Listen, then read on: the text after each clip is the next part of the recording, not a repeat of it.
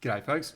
Today what we're going to do is we're going to discuss some of the questions. It doesn't matter what course you're doing, you're going to come across them in pretty much all your courses. And these are all based around all the safety aspect of things. So it doesn't matter if you're doing dogging, rigging, crane course, scaffolding, forklift, whatever course you're doing, they're all going to have these same basic questions. And all these questions are typically based around safety and duty of care and all that kind of thing. To know about safety, you have to understand the difference between what is a hazard and what is a risk. So there's a couple of questions that you're always going to get asked. So what is a hazard and what is a risk? Now, put quite simply, a hazard is basically anything that has the potential to cause harm. Right? So, for example, power lines. They've got a potential to harm you, obviously.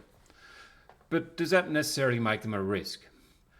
All right. Now, risk, when you measure risk, you measure two things, your likelihood and you measure the consequence. So the consequence is typically some form of harm. So what a risk is, when you think about it, when you look at your risk matrix, you've got likelihood, you've got consequence. So the risk is the likelihood that the hazard will cause harm. Now, just because power lines are there, it doesn't mean they present a risk, because the risk is the likelihood that they're going to cause harm. So if you've got a crane set up 100 metres away from those power lines, yes, they're a hazard because they have the potential to cause harm, but the likelihood that they're going to impact you or your job is very minimal. So put quite simply, a hazard is anything that can cause harm, whereas the risk is the likelihood that the hazard will cause harm. So there is a difference between the two. So something can be a hazard without being a risk, all right? So there are slight differences. Now, obviously, the next thing that you're always going to be asked to do is to be able to identify hazards. Now, when you do start looking for hazards, look in those three key areas. Look at what's above you, look at what's around you, and look at what's at your feet and below ground. All right, so when you're trying to think of hazards, if you look in those three key areas, it's pretty easy to come up with a number of hazards. So, for example, when you look above head height, right, you've got things like power lines, overhead services, bad weather, poor lighting, overhead structures, suspended loads, trees, all those sorts of things that you're going to find above you. When you look around you, look for things like people, plant, traffic, hazardous materials, confined spaces, buildings, obstructions. There's always plenty to find around you as well. Now, when you're looking at the ground level, look at what's on the ground and below it. All right, so it could be unstable ground, uneven ground, sloping ground, underground services, trenches, backfill trenches. There's quite a number of things there. Always look around in all those three key areas because they all do have the potential to cause harm. All right, so that's where we're going to start. We start with what's a hazard, what's a risk, listing a number of hazards, that kind of thing. So once we've found our hazards, we've got to think about what's our responsibility towards them. Okay, now, everyone has a responsibility or a duty of care. All right, both the employee and the employer both have a duty of care. And you're typically always going to get asked, what is your duty of care? What's the employer's duty of care? It may not be in those exact words. It may be something along the lines of, what are some things the employer can do to ensure the safety of their workers? Somewhere along those lines. All right. Now, when we're looking at our duty of care, so as an employee, we do have a duty of care. And I'm going to read this bit directly out of the Act. Okay, and then we'll break it down a little bit because, look, at the end of the day, wording doesn't have to be exact. The wording has to show that you understand the question and the answer. Okay, so, duty of employees. So, while at work, an employee must, so this is a must, so that means you have to do this. So, take reasonable care for his or her own health and safety. So that basically means don't act like a cowboy, don't do anything stupid, all right? So make sure that when you are working, you're not going to be putting yourself in danger. Okay, and it is also take reasonable care for the health and safety of other persons who may be affected by the employee's act or omissions at a workplace. So basically that means you've got to look after the health and safety of other people as well. That means when you do something, you don't put other people in danger. And when they talk about emissions, that means you don't forget to put your barricading up around a trench or a fall or something like that. So don't do anything or don't forget to do anything that's going to cause harm to other people as well. Okay. Now, here's another one. So another one is cooperate with his or her employer with respect to any action taken by the employer to comply with the requirement imposed by or under this Act. Don't you love how they like using all this big wording? Basically what this rule says is follow all the site safety procedures. Okay, quite simple. Those safety procedures are put in place to comply with the Act and look after the safety of everyone. So it's part of your duty of care to basically make sure you follow the safety procedures as well. Okay. Another one, while at work, an employee must not intentionally or recklessly interfere with or misuse anything provided at the workplace in the interests of health, safety or welfare. So that's essentially saying any safety equipment on site, don't mess with it. All right, so you don't go letting off fire extinguishers or playing with fire hoses. Don't do anything untoward towards first aid kits. Anything on that site that's there for safety, don't remove handrailing or barricading or anything along those lines. All right, so basically don't misuse the equipment. Use it as its intended purpose. When you're looking at the Act, that's basically tells you your duty of care as an employee and what you must do. So to put it in simpler terms, as an employee, you must look after the health and safety of yourself, all right? You must look after the health and safety of other people. So you're not going to forget to put up barricading, or you're not going to just leave stuff where it can be tripped over. Look after your housekeeping, all that kind of thing. Okay, and you do have a duty of care to follow safety procedures, and you also have a duty of care not to misuse any safety equipment. Okay, so that's your duty of care as an employee. Now, the employer also has a duty of care, and his duty of care is what the employer must do. It's not what he feels like doing on the day, but it's what he must do. And the number one overarching one out of a lot of them would be to provide and maintain a safe workplace. So not just start with a safe workplace and then just let it turn to disaster, but he's got to actually maintain that workplace as well. So you'll find all of these in the duty of care of the employer will start with the terms provide and maintain. So it's not just starting with it, but it's actually maintaining it as well. Okay, so again, I'm going to read these out of the Act and then we'll break them down a little bit. Okay, duties of an employer to employees. An employer must, so far as is reasonably practicable, provide and maintain for employees of the employer a working environment that is safe and without risk to health. So that's essentially the one I was just saying, the more overarching one, which is to make sure he provides and maintains a safe workplace. Okay, then now, how does he do that? This is broken down into these sections. So he has to provide or maintain plant or systems of work that are, so far as reasonably practicable, safe and without risk to health. Okay, he's got to make arrangements for ensuring, so far as is reasonably practicable, safety and the absence of risk to health in connection with the use, handling, storage or transport of plant or substances. Maintain, so far as is reasonably practicable, each workplace under the employer's management and control in a condition that is safe and without risk to health. And provide, so far as is reasonably practicable, adequate facilities for the welfare of employees at any workplace under the management and control of the employer. And you must also provide information, so provide such information, instruction, training or supervision to employees of the employer as is necessary to enable those persons to perform their work in a way that is safe and without risk to health. Okay, so breaking it down. So first one's simple, a safe workplace. Everyone sort of understands what a safe workplace is. Well, hopefully everyone does. Okay, so how does he do that? He provides a safe workplace by providing and maintaining safe plant and equipment. All right, so if you're using cranes, you're going to use one that's in a good working order. and he's going to maintain it so that it remains in a good working order.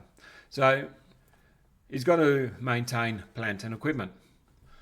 He must also provide and maintain safe systems of work, which means all his safety procedures are up to date. They meet the Act, they meet all the regulations, all the T's are crossed, I's are dotted. Okay, and because remember, it is part of your duty of care to follow those procedures. So he's got to provide and maintain those safe systems of work. He's also got to provide and maintain adequate amenities, okay, which means you've got to have access to potable water, you've got to have reasonable toilet facilities, reasonable crib rooms, that sort of thing. All right. He's got to provide and maintain safe storage and transport of chemicals. All right. So with chemicals, there's a whole system of what chemicals can go with what chemicals, what sort of storage must be around, whether they need to be in an abundant area. So it's up to the employer to make sure that that's all taken care of as well. He's got to make sure he has all the SDSs for those chemicals, all that type of thing. Make sure they're all handled and transported in a safe manner.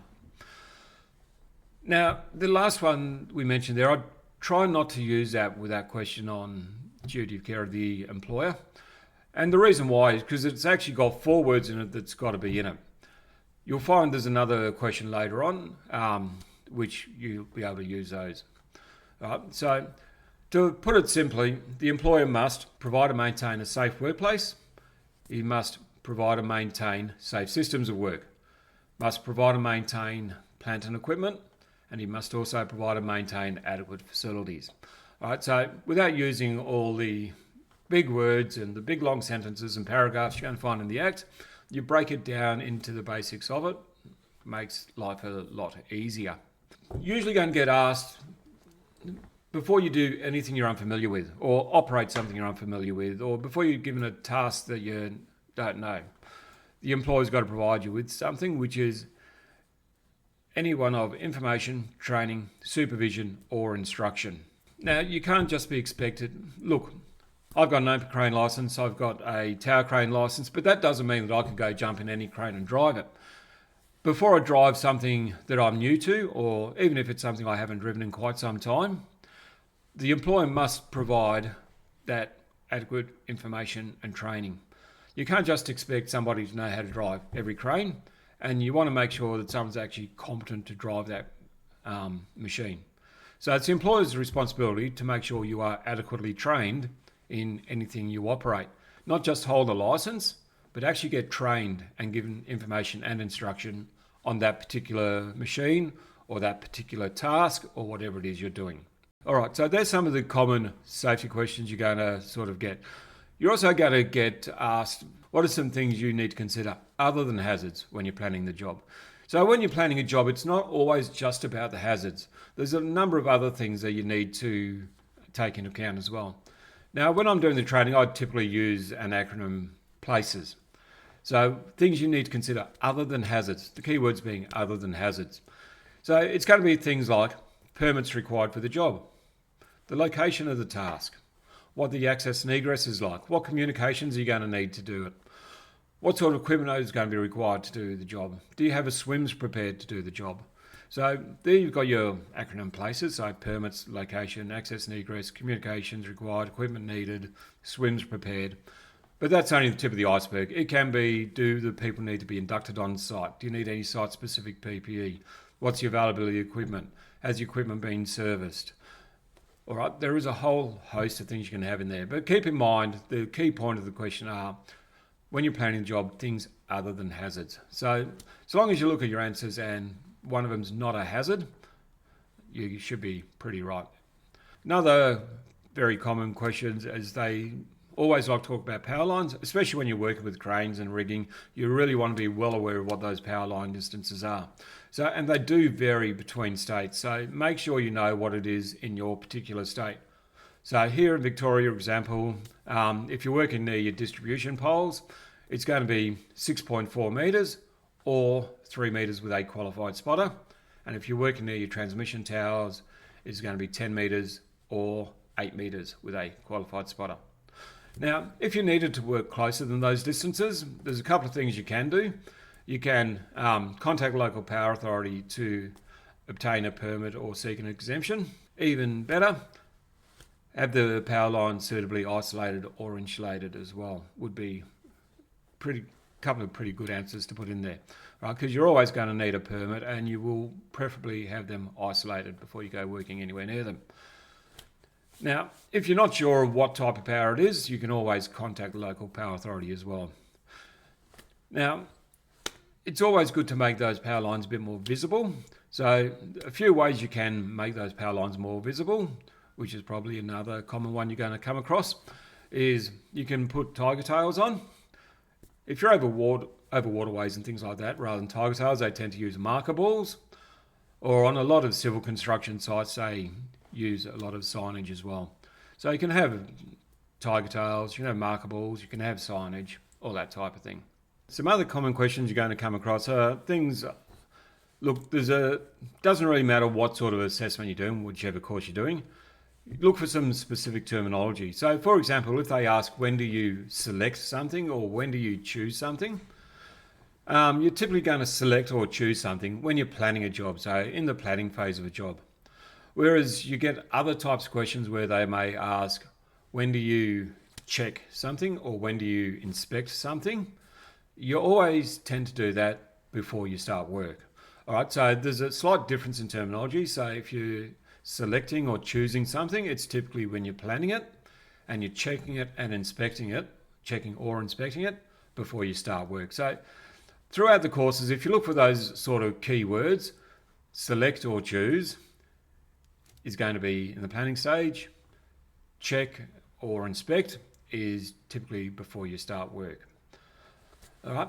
Now, speaking before you start work, there's another question that tends to trip a few people up is, when are you going to put in your risk controls? And a common answer I get on that is in the planning stage. Now, the problem with that answer is if you planned the job 12 months ago, those risk controls may not be appropriate for now. So typically, if you think about it, when do you put up things like barricading and all that sort of things? It's essentially before you start work. Right, but that's only half an answer, because you always put it up before you start work and as any new hazards arise. Okay, just because you control all the hazards at the beginning of the day, if conditions change, new hazards may turn up, which means they're going to require additional controls. So you're always going to put your risk controls in before you start work and as new hazards arise. All right, now if you're going to a new site, apart from looking around, how else can you find hazards on site? Well, talk to people. Who are you going to talk to about hazards? Well, typically your supervisor is going to have a pretty good idea of what hazards are around site. The safety officer, well, that's his job. He should know where most of the hazards are. So supervisor, safety officer, and talk to your co-workers, because your co-workers are there all the time. They're going to have a good idea of what hazards are where. All right, so you can talk to your supervisor, your safety officer, your co-workers to find out what the site-specific hazards are. So that just covers a few of the basic questions that you're going to come across in all your courses. Whether, as I said, whether it be forklift, boom lift, cranes, rigging, dogging, scaffolding, they're all going to use these same common questions, all revolved around the safety aspects. So if you get these questions down pat, you're going to be right through a series of different courses. All right, so I hope that sort of helps you prepare for your any upcoming courses. Don't forget to hit that like and subscribe button as well, and I'll see you again in the next video.